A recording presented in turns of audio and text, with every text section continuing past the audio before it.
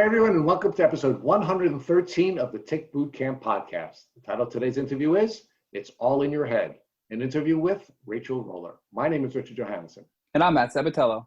So, Matt, during many of our interviews, we've heard folks say they hate when people tell them it's all in their head, the implication being that you're not really sick. But this interview actually turned that saying on its head, because Rachel Roller actually shared with us that the end of her Lyme disease journey required her to recognize that she had to heal her head in order to complete the healing process. Rich, what really fascinated me about Rachel's interview is the fact that she had to heal from Lyme first and deal with the Lyme disease. Then she had to rebuild her immune system, but the final piece of the puzzle was addressing her mind. And the way she described it was she had to reset these Lyme loops or these pain loops or this illness loop in her brain. And once she was able to do that using techniques like DNRS, she was able to reach almost remission in a very short period of time. So, Matt, I'm excited to welcome the gal who has changed the words, it's all in your head, from taboo to healing. Hey, Rachel, and welcome to the podcast. Thank you so much for having me. Well, we're really blessed to have you, Rachel. And Matt and I have been really excited to interview you all during the course of this week. So finally, the time has arrived when Rachel Roller is going to share her story with our audience. So thank you for doing that. Thank you guys so much. I'm really excited to share this with everyone because I feel like it's something that we just need to talk about more. So, Rachel, let's talk about your background. Where you're from?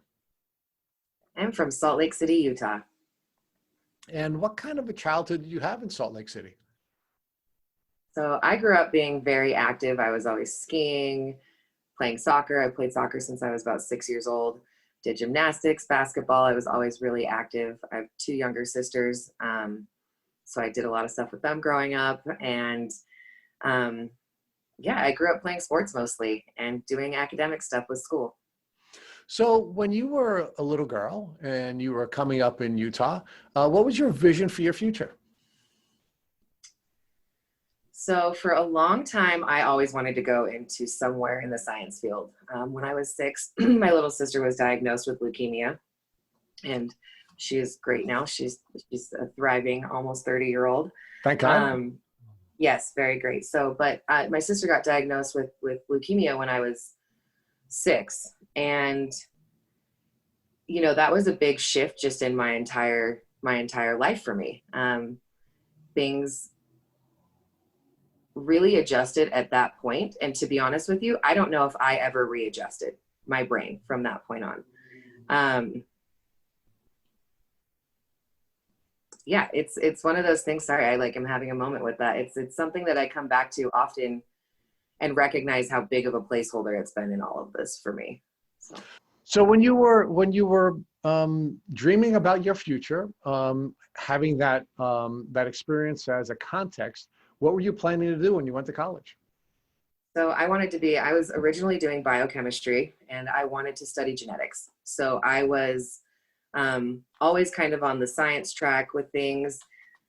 Once I got to college, I had a few moments of recognizing that I wasn't processing things properly. I started not understanding the Krebs cycle and random things that I'd been studying in chemistry for a really long time. So these processing challenges were something that were new to you when you went to college. Yes. Now, let me walk back one more minute about your childhood. Did you know anything about ticks and Lyme disease during the course of your childhood? No, I didn't actually. I'd heard about ticks, but I didn't know about Lyme disease. Let me put it that way, or the severity of Lyme disease. I knew to be aware of them, but I didn't know how to find them, really what to look for or what I was doing. And I spent quite a bit of time outside. And I think that's one of the kind of misconceptions is that, you know, ticks are only on the East Coast, which we know is not true. So other than knowing that ticks existed and that they were not a good thing, you didn't know anything about ticks? No, didn't know anything. So during the course of your childhood, you weren't taking any precautions to, use any type of sprays or to do any kinds of checks or to remove ticks if you were to find them? Correct. So now let's talk about your years in college. So you desire to pursue some scientific career, and you start college. And where did you go to college, and what was your initial major? I went to Westminster College in Utah for the first year and a half, and that's a part of this as well. I went to it for the first year and a half, and then I switched to the University of Utah. Okay. And I was studying biochemistry in the honors track at Westminster, and things started going downhill pretty quickly. So let's talk about what downhill means and what impact that was having on your capacity to pursue your studies. What was happening to you and what impact was it having on you learning what you were seeking to learn? So looking back now is always a little different, but when I was in college, I was constantly having night sweats, like waking up drenched. And it was just a joke. Like, it was like, oh, this is just what's happening. You know, it wasn't like it was triggering anything in me that it was a big deal, that it was a problem. I now know that I was being severely exposed to mold in my dormitory. And that's what was triggering that for me and what started my immune system downfall. Subsequent prior to that, we didn't know this at this time, but my childhood home also had black mold. So I have had asthma since I was about 12. I woke up one morning and couldn't breathe at all, basically. And I got to the doctor and I had a 70% sat rate. I was basically white. I was admitted to the hospital for 3 days with severe asthma and pneumonia and was let go. So my whole life, I just was told I had asthma. And once college hit, I found out that there was mold starting to come into play and some other things that may be affecting what I was going through. So how did you discover when you went to college that the symptomology that you had been exhibiting for all those years was related to mold? So I didn't know very much. I didn't know then at the time, to be honest. I had had my first major injury. I mean, I had a lot of injuries, but an injury that they gave me pain medicine for. And so everyone thought I was having an adverse reaction to the pain medicine, that I was having like cognitive issues or whatever was going on from the side effects from my pain medicine. Yes, that could have been true, but cognitively, I was starting to not remember things. I was confused a lot. I couldn't retain information without reading and writing it. And sometimes also hearing or seeing it. I was needing to take it in from multiple levels. And that lasted about, I was at Westminster for about a year and a half. And during that year and a half, let's see, I ended up, sorry, the timeline on this. So I was actually, during that time, in that year and a half, I was shot at a drive-by during college. And I was hit with birdshot over my heart. And I didn't pierce my skin. I ended up with a big welt. I still have some phantom pains and things, but that trauma really like changed my entire life. It was a very big moment that was, I watched how the media handled things and made a really bad story out of it. I watched how that wasn't even remotely true. I watched, you know, my friends go through it. I watched someone get shot. I got shot, and it was kind of like this, like, whoa. And I still can feel like my body when I think about that. I'm very neutral with it now, but I can still kind of embody what that was like and understand that that was a very big change in my brain for me. I was now threatened walking out my front door feeling. I was threatened feeling walking on the street. I was feeling, you know, a lot of things, and to kind of tap into what we're dealing with now, it's and the civil rights movement that's going on, it was when I started to, like, my unlearning process of realizing that, you know, I was a white woman that walked out of my house and got shot in a drive-by. You know, that was a privileged place to be in a shooting from walking out of my house moment. And I don't need to get, you know, super into that now, but it was a part of my awakening with everything and understanding that I was catching the other side of it of like, no way, you're a blonde-haired, blue-eyed girl from Salt Lake City on the east side. There's no way you got shot. And I was like, this denial was so real from someone who had never experienced what I had experienced. And at that moment, I realized on multiple levels, whether it was health, whether it was socio justice, whatever it was, that I needed to start speaking up and figuring out what was going on. And within my own self, to be able to talk to others about it. So let's talk about what impact that traumatic event had on your health and why you believe that traumatic event was a trigger for the downward spiral of your health.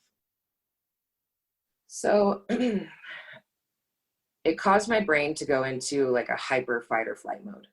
I was constantly aware of everything and could not relax. So I ended up switching schools shortly after that. Within like the next year, I had ended up transferring to the University of Utah.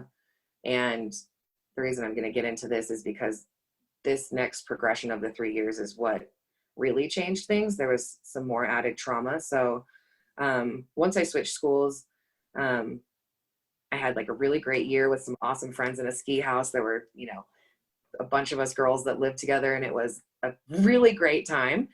And I lived with them for about a year. And then when I moved out of there, I moved in with some other friends, and there was another group of like 7 of us in the house. I had a friend ask to move in with us that I hadn't seen in a while, that I had gone to Westminster with. And so he came and lived with us, and it was great. It was a really good friend of mine. And sadly, within, you know, about 3 months of, you know, a few months of him living with us, he overdosed, and I found him. And in that same, thank you. It's something that after, it took me 10 years, honestly, it took me till about this spring to come to a place where I'm okay now. And I'm really thankful for the trauma therapy in my life that was saying, you know, reminders of things to check in with myself of getting to that place. And so also in that same weekend, so this happened on Wednesday night, but we were unaware until Friday. Thursday of that week, I was out riding my bike, and I was biking home at night, and I clipped my handlebar, clipped the hood of a parked car on the side of the road that was dark and I couldn't see. I ended up dead stopping, turning, and flying up on the windshield and shattering the windshield with my face. At the time, I went to the hospital after that. They didn't even put me in a neck brace. I don't even think they realized what was going on. They like stitched my lip up and sent me home because my teeth had gone through my lip. But hit my head, got home that afternoon. And then that Friday night, another friend of mine, one of my very good friends from high school, fell off a building and passed away. Those 4 events in 3 years, and especially those 3 in one weekend, I have not been the same since. Yeah, I haven't been the same since. And that's when symptoms started becoming more relevant, symptoms started becoming more prevalent. Also, not understanding a brain injury properly was a big part of it. Or being able to get the right help of people believing me. Like, unless you saw me shatter that, everyone looked at me like I was just fine. Because I've looked like this, honestly, most of the time I've been going through this stuff. So Rachel, you had a series of traumatic events which ultimately had an impact on your capacity to have a healthy immune system. Why don't you talk about the connection between trauma and the immune system and the impact that this trauma had on your capacity to manage what you now know to be your tick disease? Yeah, so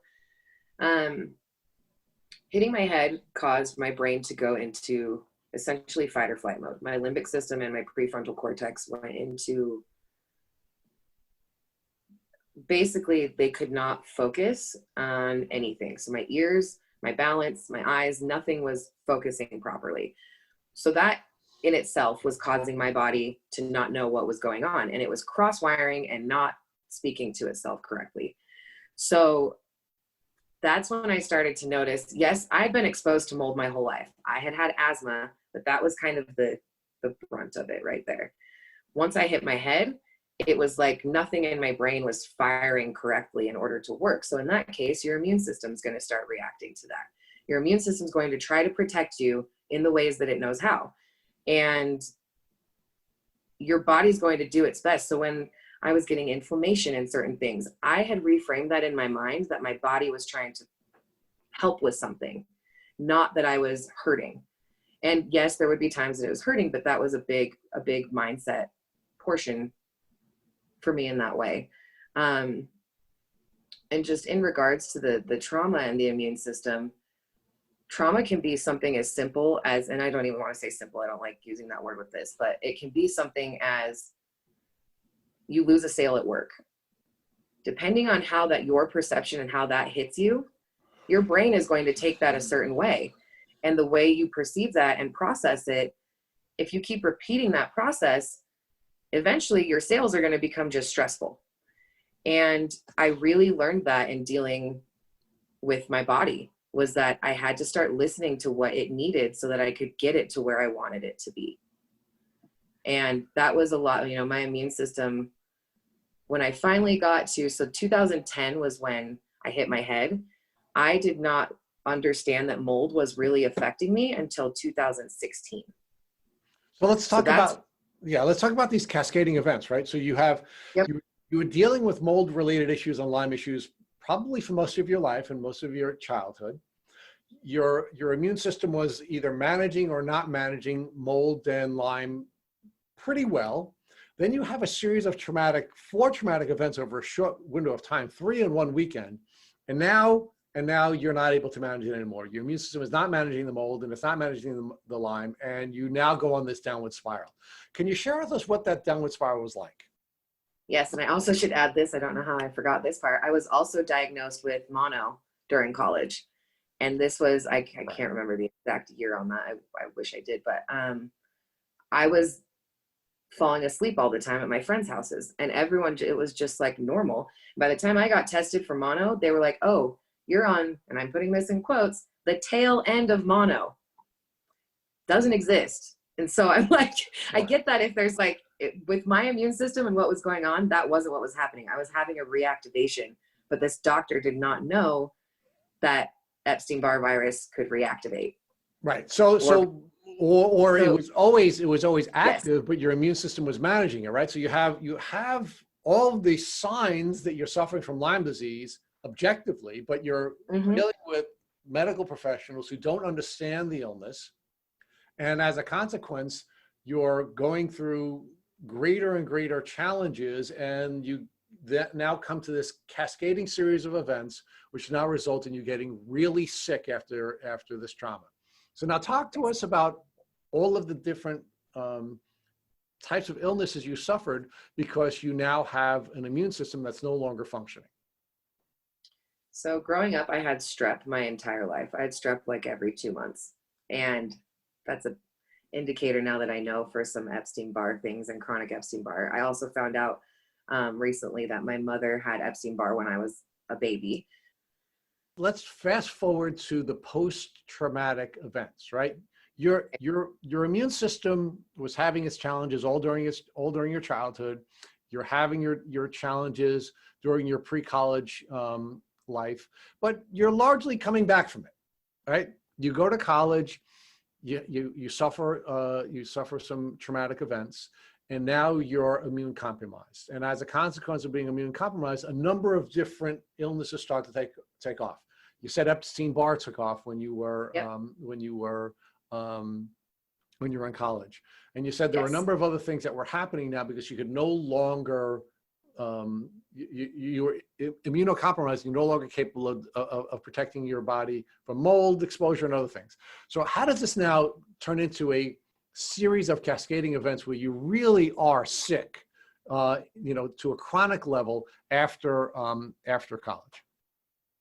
So this is like the trauma thing. So I'm actually going to have to go back on you guys because there's a big piece of this that I left out. So in 2013, I had a stomach ulcer that hit a blood vessel, and I ended up in the ICU.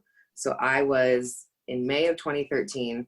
I had basically coffee grounds coming out of both ends. I was very, very sick. And that is where I ended up getting, I had a GI bleed. I re-bled overnight, so I had to be intubated. And then I had 2 blood transfusions. So they don't know where my Lyme came from. I don't know if it's from the blood transfusions. I don't know if it's from growing up outdoors. I have zero idea where my Lyme came from. And I honestly never tried to find it because I was going insane trying to figure out where it came from rather than understanding what I needed to do in order to heal.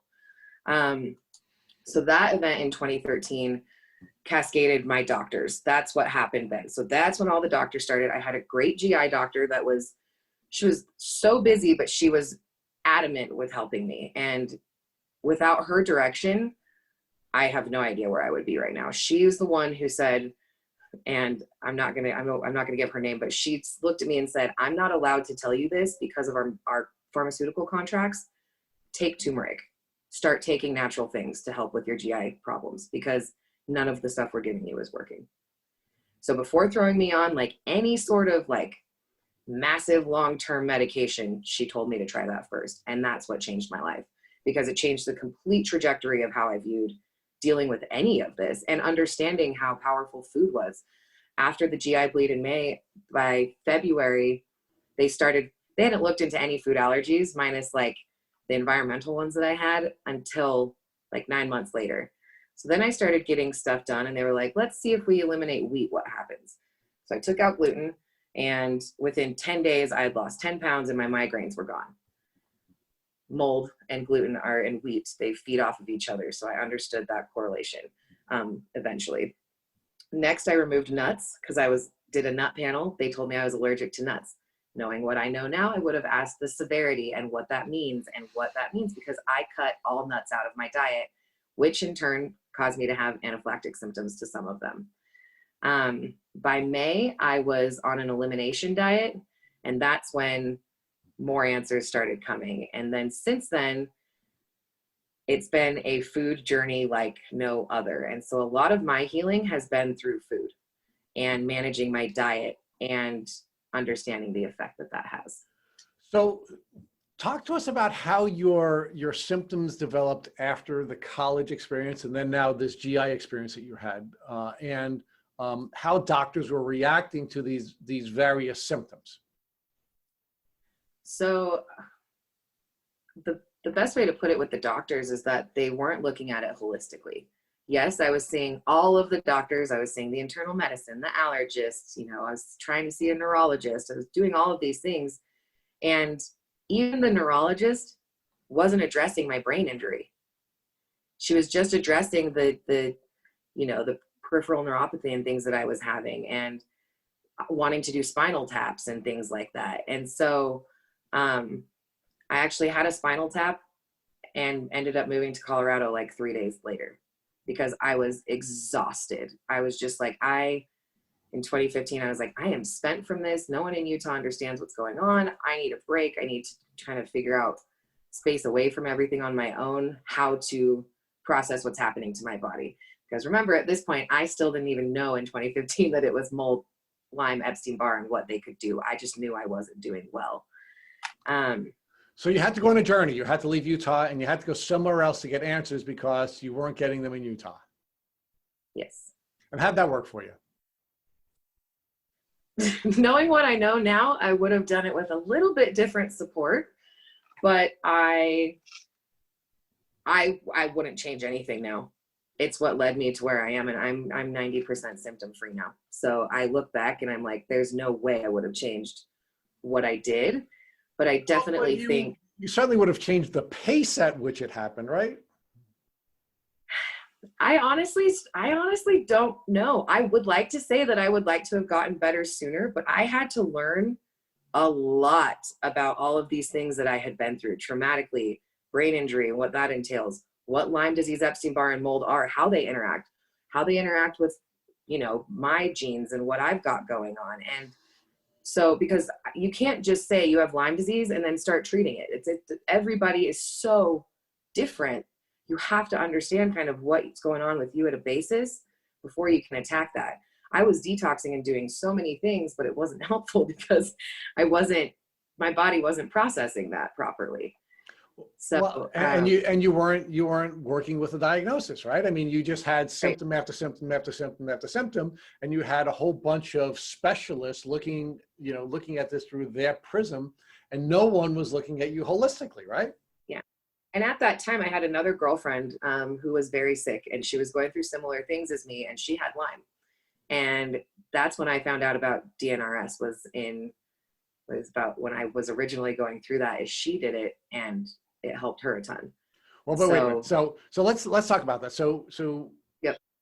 let's talk about the friend who had Lyme disease and whether or not there are any parallels between your experience and her experience, and what role did that play in ultimately leading you to your Lyme diagnosis? So I'm going to shout out Jen because she is an amazing woman, Jennifer Jaden. She truly has changed my life with this.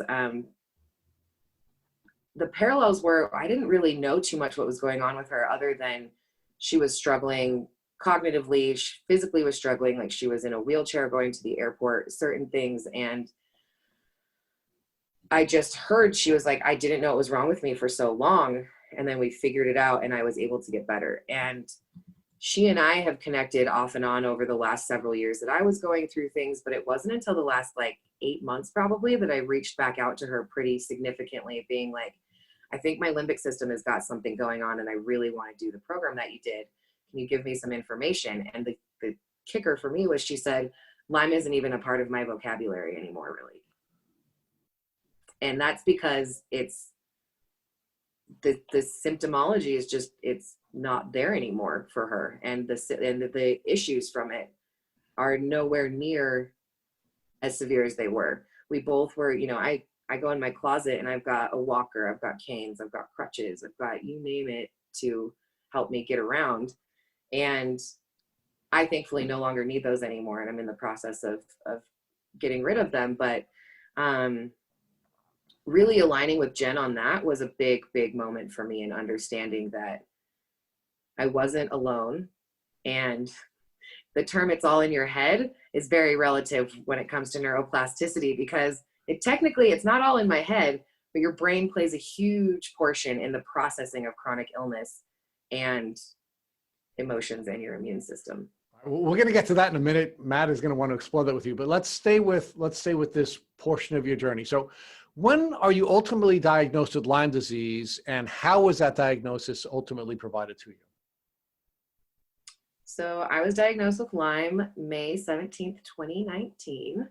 And I remember the date because I was at the Broad Museum in LA and staring at one of my favorite paintings. And it was one of those moments that I was like, felt like I was in the right time, right place to process something that I'd been looking for a long time, an answer to why I felt the way that I did. And the reason I got that was because I requested that my doctor order another one.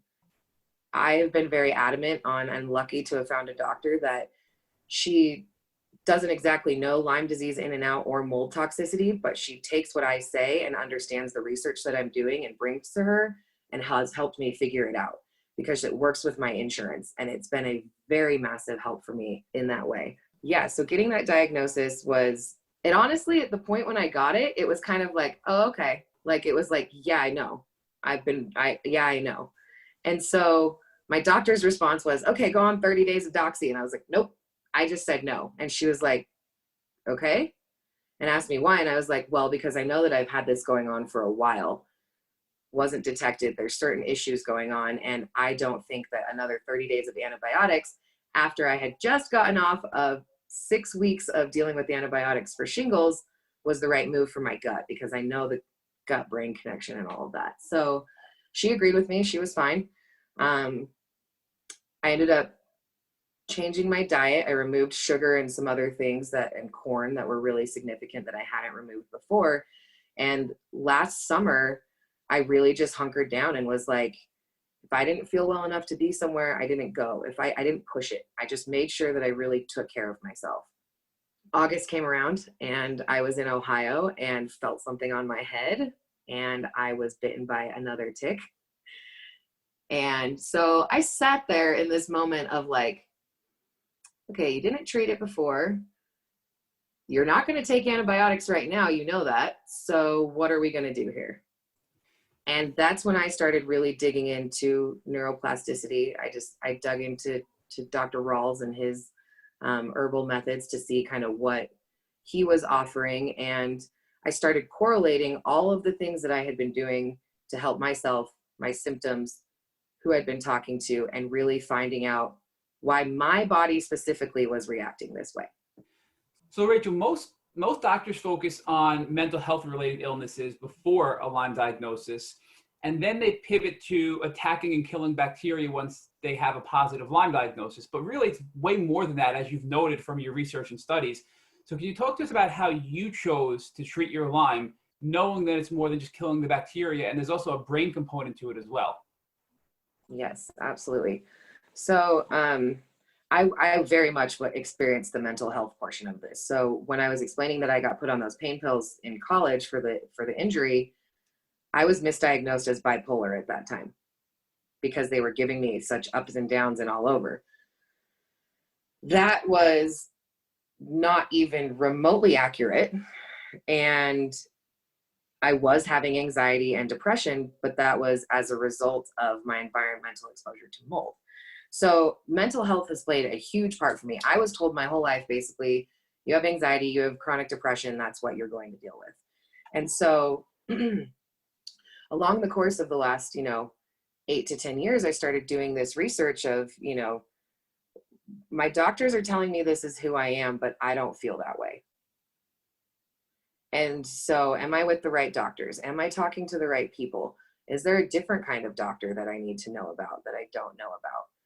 And so that being said, the mental health portion of it for me was for a long time. It was dealing with mental health and with the food portion.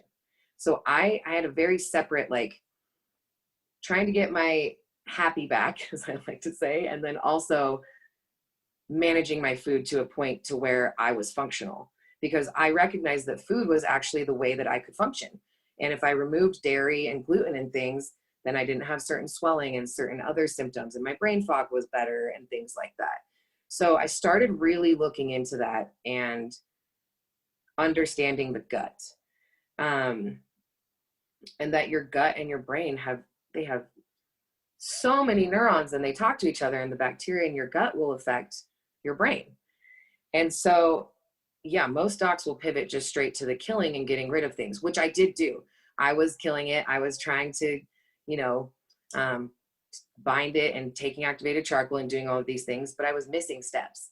So I was killing it and binding it, but then it wasn't going anywhere. And I was ending up with a very high toxic load because I was detoxing faster than I was killing faster than I was actually detoxing. And that for me was a big portion of it, because when I was killing more than I was detoxing, I was having significant cognitive problems. And so I slowly started kind of unpacking this. Dr. Casey Holland was a huge help for me in understanding mold, Lyme, and Epstein-Barr connecting, and she provides amazing resources for free online. And then she also has some that you can pay for as well. But she really has changed my entire way that I looked at things, because she had been there, and I understood in following her that she was addressing people from a point of their root cause of things, not treating everyone like, you have Lyme, you have mold, this is what you do, which is what I kind of encountered before. It was like, you kill it, you bind it, you get it out. And it doesn't really work like that. It really doesn't. And so in pivoting to the killing, I started to recognize that I didn't need to really be killing things at this point in time, that I needed to take a step back and start healing my gut, because my gut was having significant issues. Rachel, real quick, before we jump into healing your gut, what steps did you take to kill the Lyme bacteria? So I honestly didn't do much, because I was on 7 different antibiotics for staph. And so other than taking, a couple different herbs, I didn't go much into the massive Lyme killing. I was more focused on getting the mold out of my body, because that was massively affecting everything for me. So I started focusing on that at first, and I was doing infrared sauna almost every single day. Some days I didn't kill or bind, and I was just detoxing, because I recognized that my body was having high swelling or a high toxic load or something like that going on that day. I really had to learn how to understand what each symptom was doing to me. And it caused cognitively for me to, not only was my brain in fight or flight from my brain injury, but I was also creating neural pathways that were responding only to mold, Epstein-Barr, and Lyme. So everything I was doing was searching for one of those things to correlate why I was feeling the way that I was feeling. So you still did take some steps, though, between the antibiotics you were on for other purposes and the herbs to kill the bacteria from a microbial standpoint. Yeah, I haven't done much of that, to be honest with you. So I have not done, I was diagnosed a year ago, and I've been managing. So since then, I've had 2 bouts of chronic pancreatitis that have landed me in the hospital or at home, as well as shingles and staph. So my body has not been able to actually treat Lyme in that capacity. I physically have not been able to. I was planning to start doing that kind of like the end of May, but I ended up doing this other program before that has given me significant symptom relief to where I can start tackling some of these other things a little bit differently. But So yeah, it's weird saying that because it feels like it's out of order in the way that we always hear about Lyme and herbal remedies and things like that. But no, but Rachel, you hit it on the head. Yeah. Everybody responds differently to Lyme. So what works for me won't work for you. And that's why this podcast is so helpful, because everybody's journey can provide a little bit of help and assistance to somebody to try something different to see what helps them. Because there is no one-size-fits-all treatment for Lyme disease, especially when there are other factors like Epstein-Barr virus and mold toxicity and a brain injury and any other overlapping symptoms or conditions people may have. So before we get into the what really helped you the most, more recently, let's talk about the gut-brain axis. And you mentioned the connection between the gut and the brain and the effect that has on the body as a whole. So can you talk to us more about what you found from studying that, and then what steps you did to treat your gut once you started to realize that connection? Absolutely. So I always was told that neurotransmitters were in your brain, period. Like that was kind of the way that I functioned, was that these neural pathways are here, talks to the rest of my body. Coming to find out, your gut has so many neurotransmitters, and that bacteria communicates with your brain. So altering the bacteria in your gut completely can alter your brain. And so I started looking into things of finding out that I had candida, I had SIBO, I had leaky gut. I was going into, I was getting endoscopies left and right, but that didn't matter because they weren't looking for the right things in that regard. I kind of switched over to a holistic. Once I ended up out of the Western medicine system fully, I started integrating other practices. So I've always done things both Western and Eastern medicine with this. And I've oscillated between what would help me at a certain time and what didn't. I'm sorry, I'm hitting brain fog again. Can you hit me with that question one more time? You're all good, Rachel. So you were speaking about how the gut-brain connection is very important in healing, and how once you realized that you took certain measures to strengthen your gut health. So what were those steps you took to strengthen your gut health and then sort of have a positive impact on your brain as well as a result of that? So that same doctor that told me about turmeric, I had those stomach ulcers that were bleeding and issues. She also had told me to take licorice to heal that. So I actually switched from being on omeprazole every single day of my life to taking licorice, which healed and bone broth, which healed my stomach ulcers. And ultimately, I didn't need them anymore. At that point, that was kind of I've been taking licorice for years off and on. So if my stomach started acting up, that was kind of my healing for that. Also managing with foods, understanding how sugar affected my body, alcohol, what gluten and certain inflammatory foods were doing, and understanding that inflammation isn't bad. Inflammation created by certain things causing other issues is what can be bad. Inflammation is just trying to protect your body. And so that gut-brain connection for me was, I started healing my gut and I started feeling better. I started cognitively feeling better. I started, recognizing that my quality of life was coming back, but I wasn't getting to a clear place in my head. I couldn't quite cognitively still get there. I was very confused and couldn't retain information, had trouble in conversations, recalling things. So Rachel, probably a silly question, but I don't know the answer to this. And there may be people listening who want to explore licorice to see if that can help some of their stomach issues they may be having, because oftentimes they go hand in hand with Lyme as well. So where did you buy the licorice, and was it a pill? I mean, what was it? How did you ingest it? And it's probably a silly question, but just to expand upon that a little bit for us. Yeah. And I also, disclaimer, like, make sure you check with your doctor before any of this, because licorice can interact with quite a few things. So just double check on that. But licorice, I just got it at Whole Foods. I get DGL, and I get the sugar-free kind. It's a chewable tablet, and I have never actually chewed it. I don't like it. I break it up into fourths, and I took it that way. If you can chew it and swallow it, great, because then it coats your esophagus as well, which is massively helpful to have that protection on the esophagus as well as the stomach. But the licorice can be purchased just at a health food store, same as your supplements and vitamins. And now taking quality too. Make sure it's from a reputable brand. And now taking this licorice had a positive impact on many of your symptoms.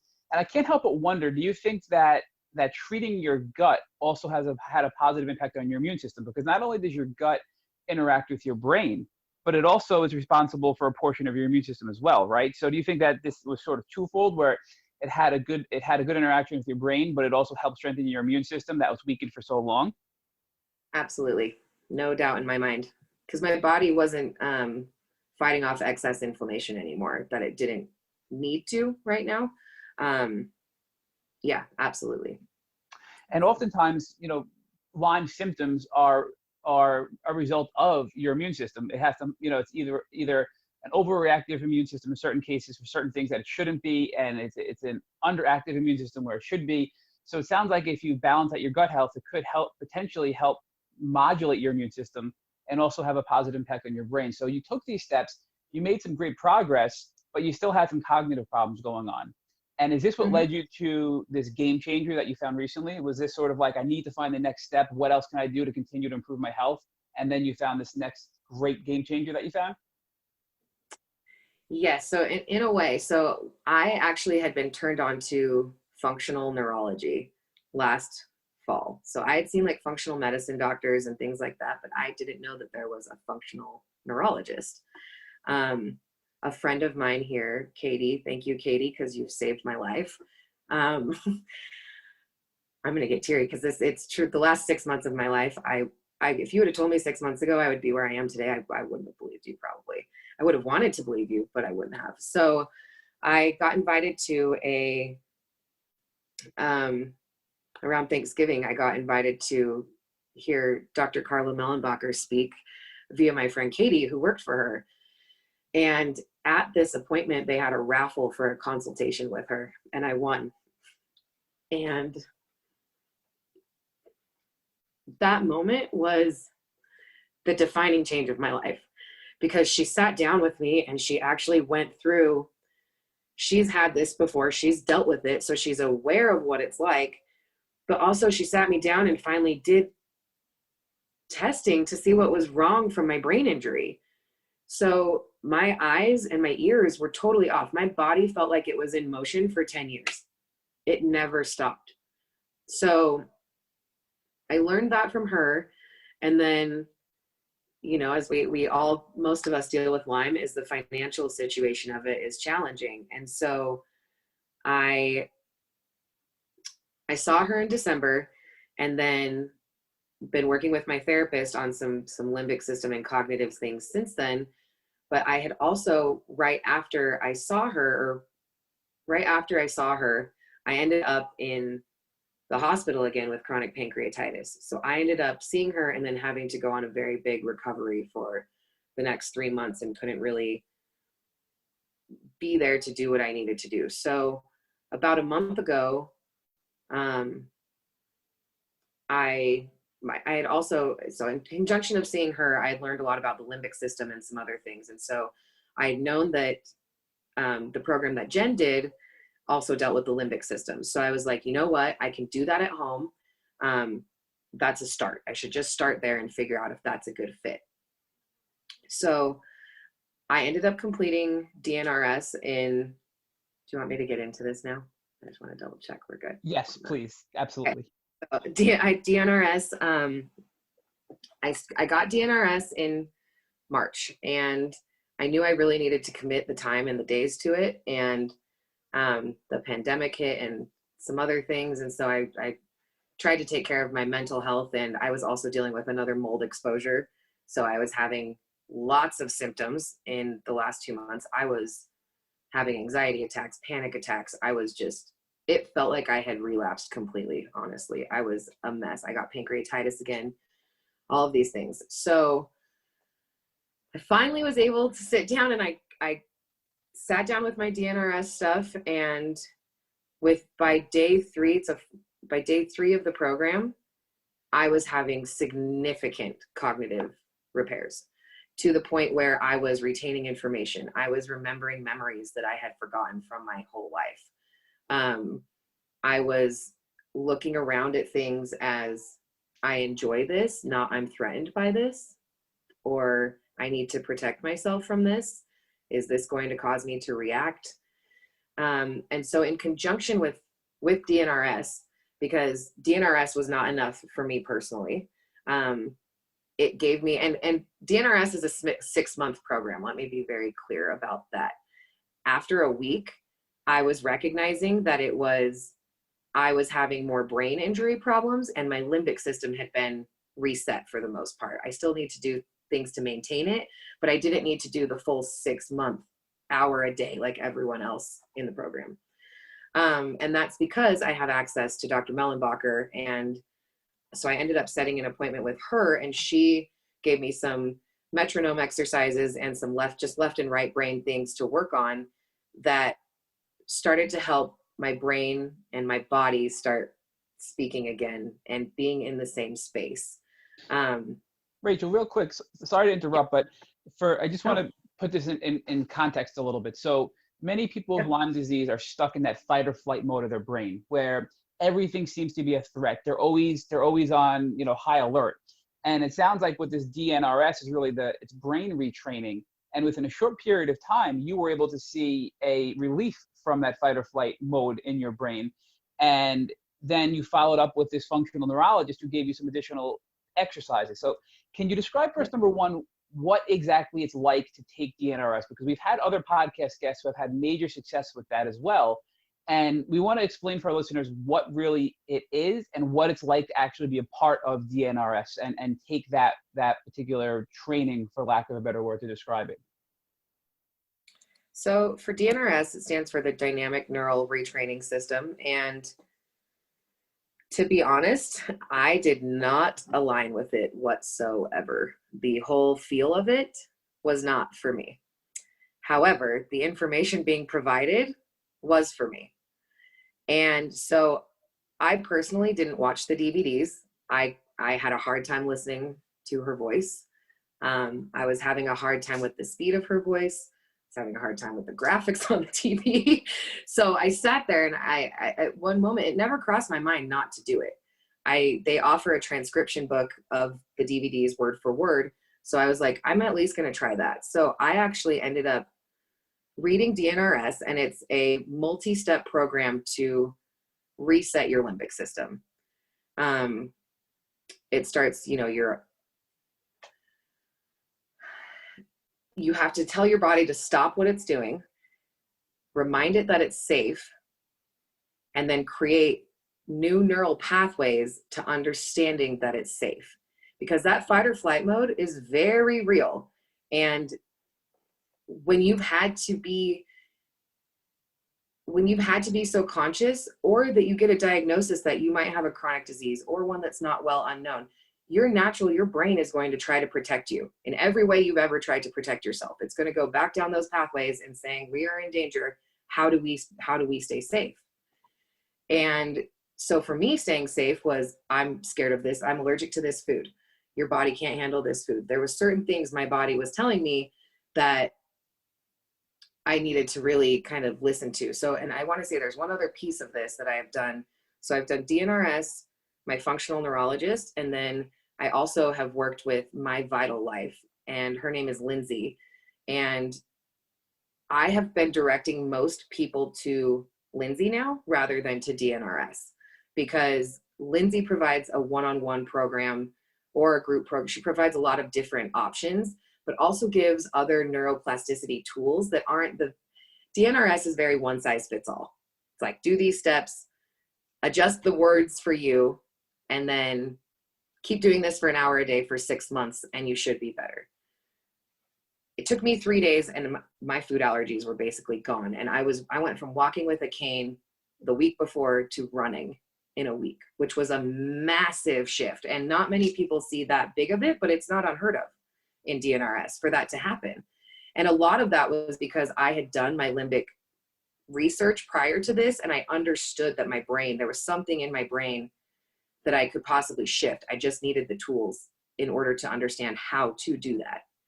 And so my Vital Life is actually where I have I've stepped away from DNRS, and like, I'll occasionally call the script to my brain if I'm like really feeling the fight or flight mode. I will sometimes call that script, but I usually do what Lindsay's My Vital Life stuff does, because she's given me tools that I don't have to go through that whole step process in order to achieve that elevated state out of the fight or flight response. And it's really understanding, activating that parasympathetic nervous system and understanding how to do that. And I know a lot with Lyme, we hear about the vagus nerve and things like that. And I would say gut, brain, vagus have been my 3 keys to healing and understanding how they all are correlated. So just a small little smidgen for this. My GI tract, I got in a car accident 3 years ago in Colorado by a road rage driver hitting the back of our car. And I was twisted. And what happened is it pulled my rib cage out of alignment, which pulled my diaphragm and subsequently pinched my vagus nerve. So in the middle of the brain injury and all this other stuff, my now connection for my body was just not, my gut was not hearing any of the right information from my brain. They were on 2 completely separate planes. And so when I did this limbic system retraining, I understood that my brain was just, and my body, they were separate, but they were both trying to protect me in the ways that they knew how.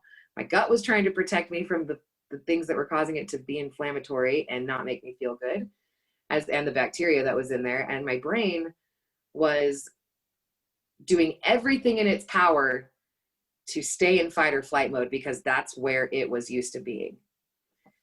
So I had to learn what it was like to feel calm. Until 3 weeks ago, I had not felt a sense of peace in over a decade. Wow. So Rachel, this is all really great information, and I'm sorry to keep asking you in detail these steps. No, but please do.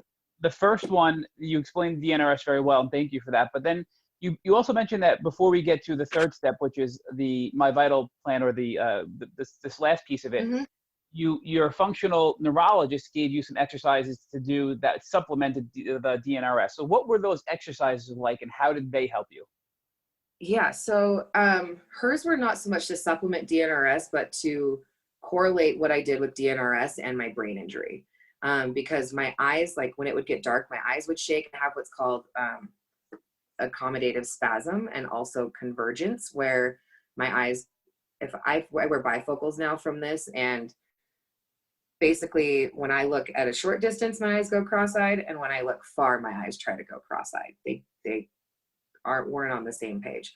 So she gave me exercises to follow like certain dots on colored patterns and things in order to connect that. And I was doing that. I would wake up in the morning, and that was the first thing I would do. And what had happened is I had basically stopped reading. I had stopped doing a lot of things because they were very uncomfortable for me. And after reading the DNRS book and I went from reading that book, then I put in the DVDs and I could watch them with no problem.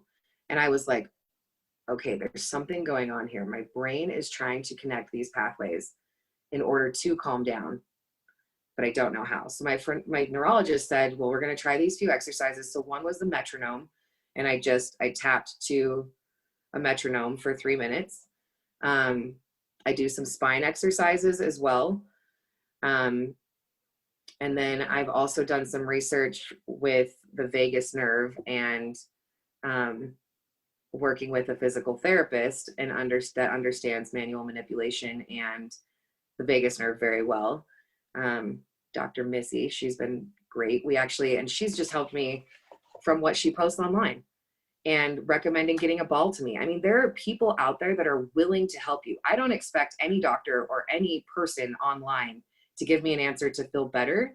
But if you are truly coming from a place of understanding, wanting to feel better, and it's looking for connection and not validating what you're going through. What you're going through is valid, but looking for that connection of has someone else healed, or how is what they're doing, how does that relate to me?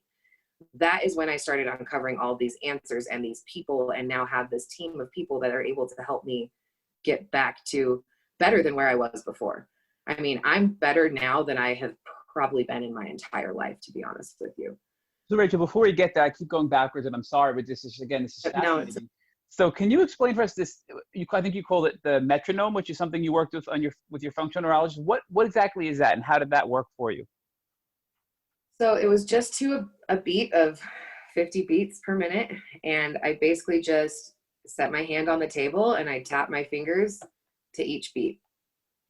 And there's different patterns you can do to kind of activate your brain in different ways.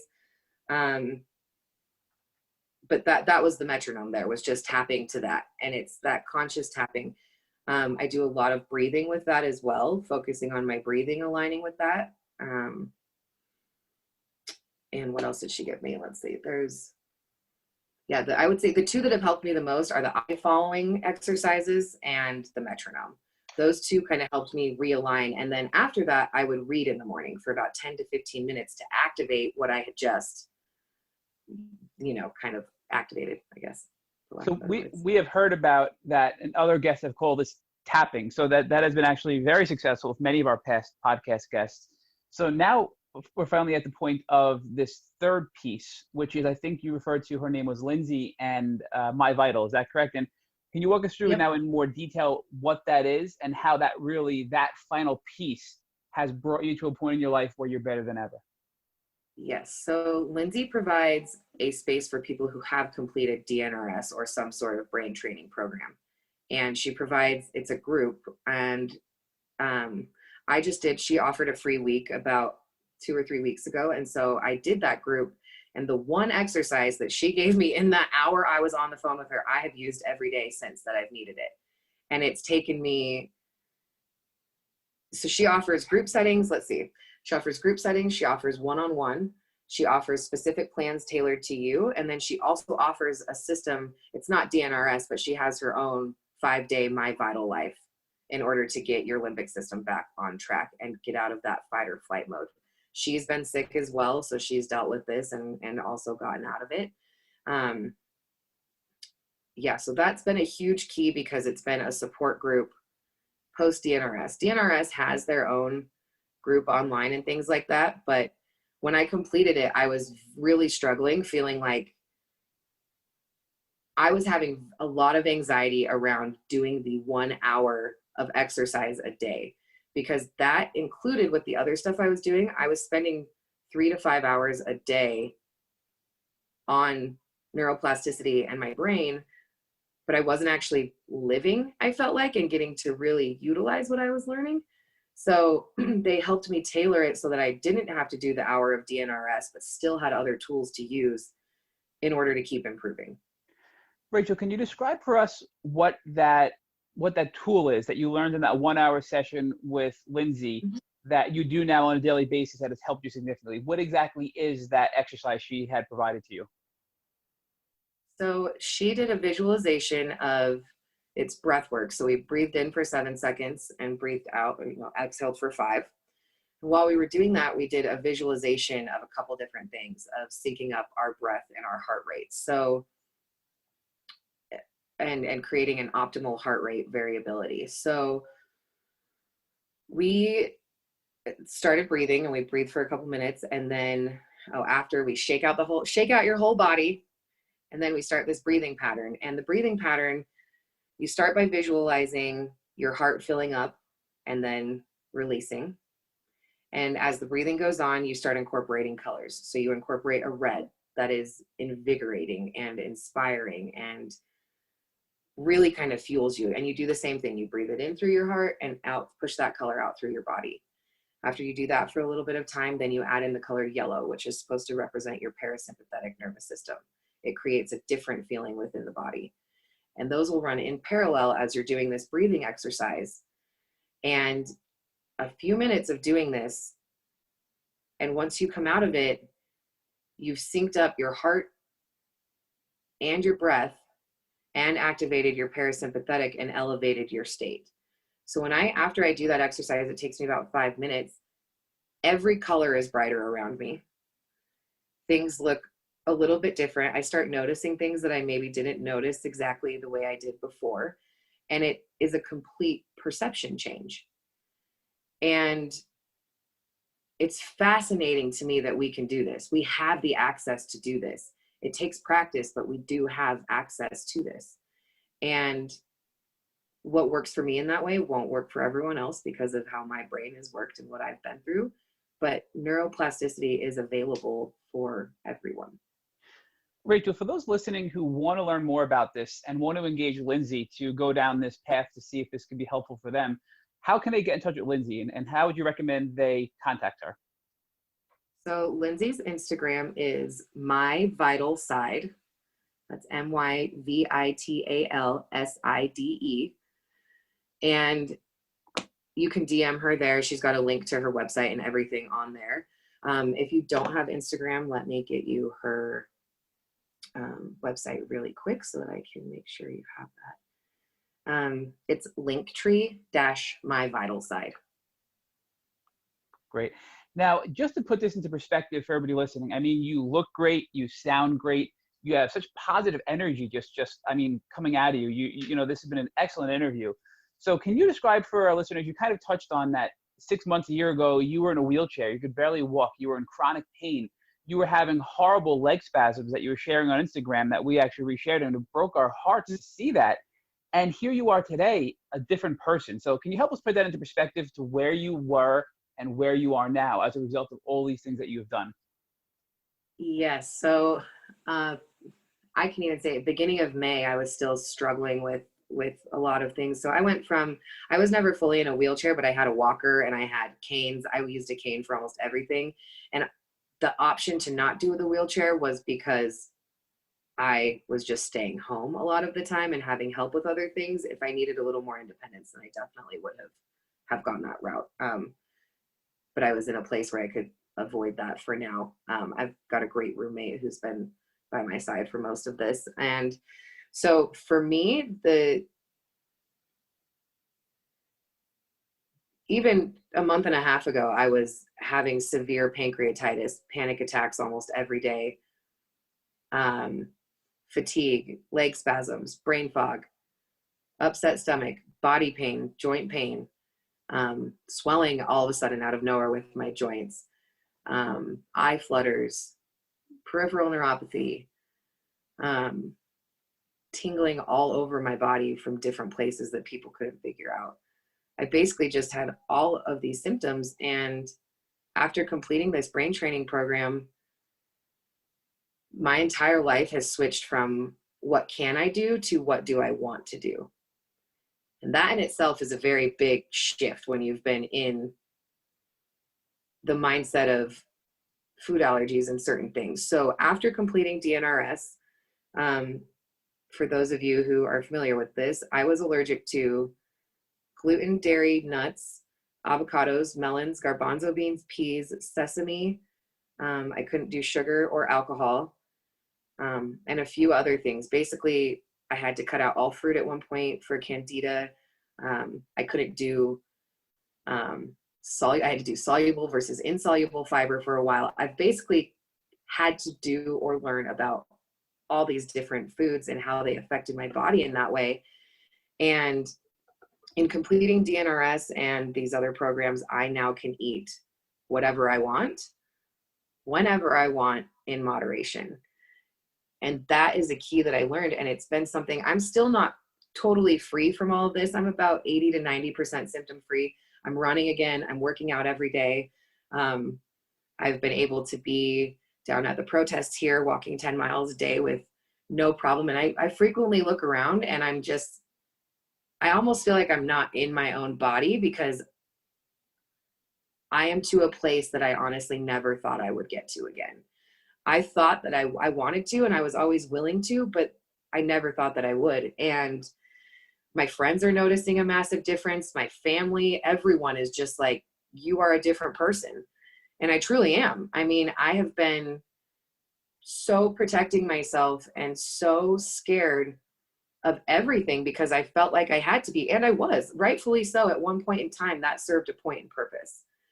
But in carrying on, I've recognized that a lot of my symptoms were a result of my limbic system misfiring and creating these pathways that, you know, a lot of times, like, I don't look at side effects and symptoms of things anymore. I go by how I feel and then talk to my teams, because I was blocking my own way a little bit in the way that I was thinking. And I didn't recognize that. I didn't know that because I didn't know that I could change it. And so I really want to offer this as hope to people that are out there that are really struggling, and take the time. And that's why I said, like, I don't think I would change this timeline, because I really had to learn a lot of these things for DNRS to have the effect that it did as quickly as it did for me. That being said, DNRS can help you and can be a 6-month thing that you do and go through this, and don't have to go through the 2 years of it on your own that I was doing to understand what's going on. So you have to find what works for you. But I just don't want someone to hear this and think, I did DNRS, it doesn't work for me. I don't have an answer. There are still other ways to get help in the neuroplasticity realm from that as well. So Rachel, you've shared with us a really powerful and long journey. And I think it's really interesting the way you're characterizing the journey, because although it was painful, you wouldn't do it any other way. And I think that's because you've become a very different and a more beautiful person as a consequence of going through this journey. Yeah. So tell us about what has inspired you to doing your outreach by your beautiful Instagram and by doing podcasts like this. What has caused you, despite having all the challenges you had, to step out of all of those challenges and to try to help out other people who are going through the challenges that you've been facing? I don't want anyone to have to go through the 10 years plus that I went through of this.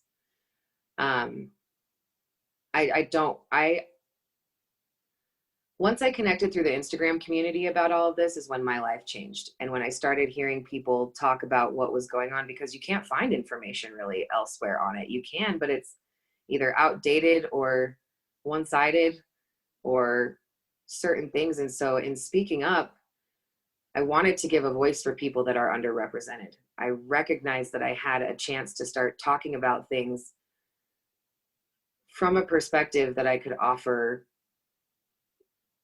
not just what I'm doing and how I'm going to get better, but really looking at yourself and the root cause of why you maybe are dealing with this emotionally, mentally, physically, and knowing that you're not alone and that there are steps you can take, but it does take time. And so to really be patient with yourself and understanding that learning and unlearning these things is a process. And just to be there as support for others who are going through it. And I'm really clear with people, if I can't, like, my Instagram's not a place to just come and like emotionally dump. It's a place for you to come, and it's a safe place for you to be emotional and have those moments. But the space I created was to ask questions and to ask uncomfortable questions, to ask the things that you might feel silly asking in a forum, or I've tried all these things and I feel hopeless. Can you help me? And whether I'm able to connect you with another resource, help you myself, or just offer you a moment of understanding that you're not alone, those things change the game when you're dealing with chronic illness or any sort of chronic issue that's going on. And it applies to your whole life too. Honestly, it applies to your whole life, if I'm being real. This root cause stuff applies to everything. So if you're in work, you're having a hard time in work, what is the root cause that's causing this stress of work? And get to that, not this person's annoying me at the job right now. This person's bothering me. It's like, okay, why is that question bothering me? Is it the person or is it the question? Is it the situation or is it the circumstance? And just adjusting those things really, really changed how I perceive this and how I'm able to help people. So now I have to ask you the final question that we ask all of our guests. And because you've already given us a less than traditional approach to how you dealt with your last tick bite, I'm really interested to hear your answer to this question. If, God forbid, one of your family members came to you and said to you that they were right now removing a tick from their leg, what advice would you give them so they wouldn't have to go on a terrible Lyme disease journey? I would definitely recommend that they save the tick and send it in for testing. That is number one. I would have done that had the tick not fallen off my head and I couldn't find it. It was tiny. So definitely send it into somewhere like IGeneX or somewhere like that that can do the Lyme testing. And then I personally recommend getting with a functional neurologist that is also an LLMD, or working with one of both, because you are going to need some sort of limbic or cognitive thing as well with this. Your brain is going to need to be addressed along this line. It's not just the body. Your brain is a huge portion of this. And so making sure that when you know, it might not say that you have a Lyme diagnosis, but being aware that from that tick bite, if you don't get a Lyme diagnosis from it, just being aware that if you start having symptoms down the road, that you need to kind of bring in the brain piece and the body piece. And if you can find someone to do that, great, both great. I feel lucky to have found that. But if I know that that's kind of a rare thing, it's important to find a naturopath or functional doctor, as well as a neurologist or functional neurologist, in order to correlate what's happening in your body. Thank you for listening to the Tick Bootcamp interview with our guest, Rachel Rolla. To our listeners, we have a call to action. First, if you'd like to learn more about Rachel Rolla and her tick disease journey, please visit her Instagram at RollinWithTheHomies. Second, if you enjoyed this episode of the Tick Bootcamp podcast, please share it with your friends by using the social media buttons you see at the bottom of the post. Third, Tick Bootcamp has created a Tick Bite Blueprint that has been inspired by the information that has been shared with us by past podcast guests. We urge you to visit our website at www.tickbootcamp.com to view the blueprint. Please note we would appreciate if you have any input or improvements you would like to share with us. Fourth, don't forget to subscribe to this podcast on iTunes, Google Play Music, or Spotify to get your automatic episode updates of our Tick Bootcamp podcast. And finally, please take a minute to leave us an honest review or rating on iTunes or our website. Thank you for listening.